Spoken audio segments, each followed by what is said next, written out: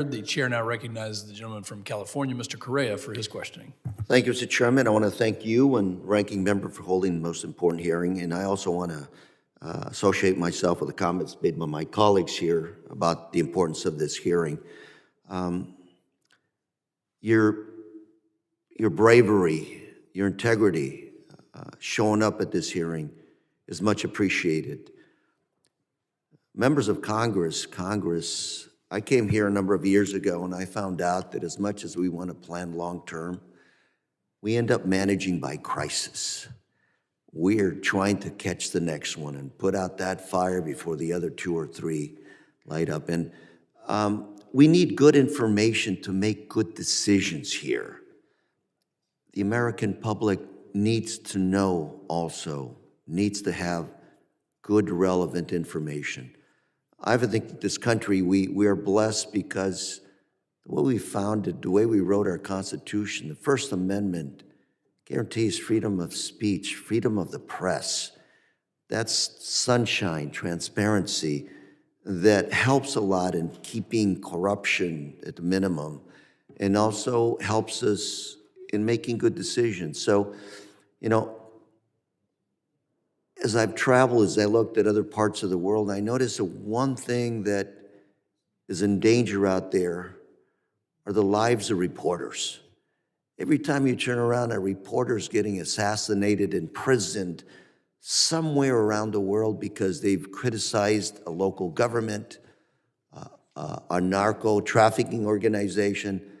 They've stepped on somebody's toes.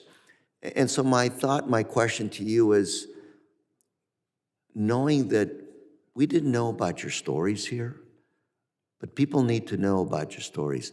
How can we get them out into the public? How can we essentially help reporters do their job and hopefully they don't get knocked off or assassinated somewhere? And the same could be said about our social media platforms. How can we make sure that the social media, Mr. Freedom, you talked about some instances of essentially, your comments, your statements, your image being essentially filtered out. Thoughts about how we can move ahead and make sure that, that doesn't happen. Mr. Freedom, I'll start with you. So about the journalists right now, it is real because it's a big issue. Very big issue because Turkey, for example, my home country right now, Turkey is, I believe, leading the jailing journalists in the world, and these people are their job is to write. They're innocent people, and actually I have many of friends in jail right now suffering just because they were innocent journalists.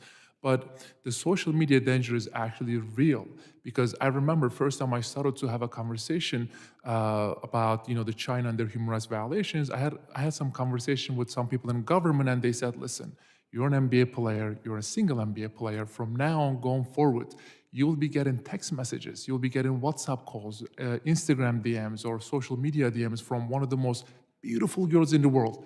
Do not answer them, they're Chinese spies.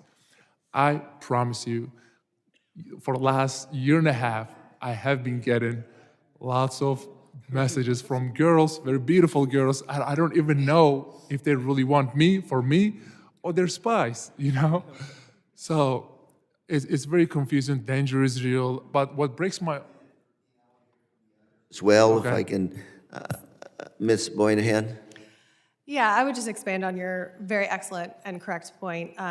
We had a report come out in December that was focused on transnational repression against journalists, and it is a tactic that we see increasing. So of the 854 cases in our database, 112 of those, 13% of all of our cases involved journalists. They are under extreme threat. And so a key way that we can support free speech is helping support these journalists when they face threat. We have a Freedom in the World report that looks at political rights and civil liberties around the world.